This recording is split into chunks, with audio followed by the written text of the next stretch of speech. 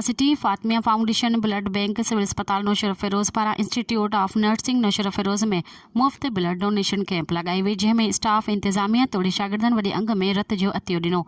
इन मौक़े ते इंस्टीट्यूट जे अॻुवाण इंतज़ार अली मरी, डॉक्टर मोहम्मद सफ़र चन्ना, समाजी अॻुवाण एजाज़ ममनाई ॿियनि पंहिंजनि ख़्यालनि जो इज़हार कंदे चयो त हिन इंस्टीट्यूट में हर साल जियां हिन साल बि रत जे अतीअ जी कैंप लगाई रहिया आहियूं।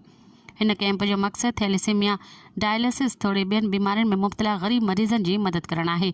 अॻवाणनि चयो त हिन कार ख़ैर में हर को पंहिंजो हिसो वठी रहियो आहे, छो त नौजवाननि जो ॾिनल रत मरीज़नि जी जियापे जो ज़रियो आहे। अल्लाह जी राह में अगरि माल ॾींदा त माल वधंदो, अगर खून ॾींदा त करीम पाक तव्हांखे सेहतमंद ज़िंदगी अता कंदो। यादि रहे त ही blood donation camp civil surgeon doctor Khadim Ali Mangrio ji हिदायतुनि ते लॻाई वई, जंहिंमें 50 खां मथे डोनर रत जो अतियो ॾिनो।